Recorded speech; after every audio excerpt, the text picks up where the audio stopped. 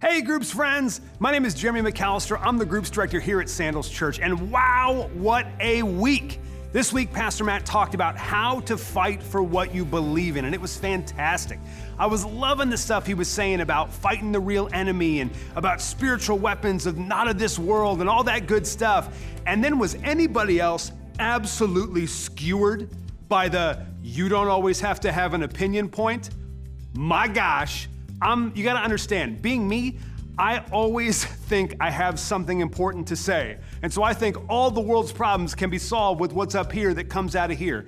And that's just not the truth, man. It was so convicting as I thought about the reality that, as Matt was talking, the idea that silence might be what somebody needs. That me sharing and me being verbal and spraying all my knowledge on people, so to speak, might actually be hurting what God has planned. That sometimes silence and the lack of an opinion can be the best gift I can give somebody. It was super convicting. I don't know what it was for you. I don't know what stood out this week, but I hope that sets your feet on the ground as you think about what you're gonna be talking about as you head into your community group questions. And speaking of questions, this week, they're a little bit different than the last few weeks. The last few weeks, we focused a lot on application, and there's some of that this week. But this week, we're really getting into some deep thoughts. Some of these are gonna be kind of hard to answer, and so I wanna help you that let your deep thinkers think their deep thoughts.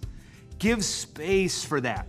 Not every question needs to be followed immediately by an answer. There's a saying that the average American can withstand 7 seconds of silence. That's a long time. I'm not gonna subject you to that right now. But in group, you can let all 7 of those seconds happen before you need to fill a space.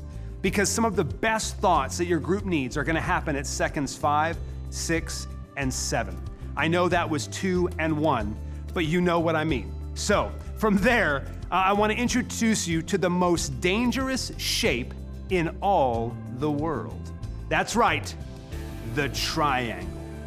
It may look simple, it may look harmless, but it's not. It is actually a terrifying piece of relationship destruction. And here's what I mean by the relationship triangle. What happens usually in life is that when I'm up here and I have a problem with this person down here, in Matthew 18, Jesus tells us, go directly to that person and work it out. And honestly, over the last few weeks, we've had some very intense topics we've been covering, from politics to deep beliefs to sin confession to lies to all kinds of stuff.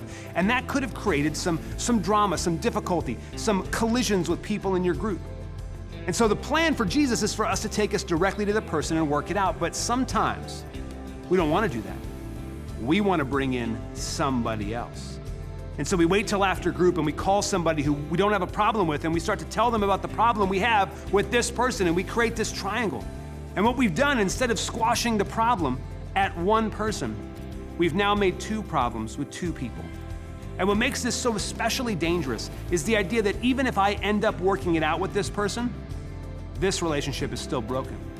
There's still bitterness here that can lead to difficulty down the road. So if you've had a problem with anybody into your group, do not hit them with the triangle. Go directly to them, work it out, and it is my prayer that this week, God truly blesses your conversation and blesses your group as you figure out how to fight for what you believe in.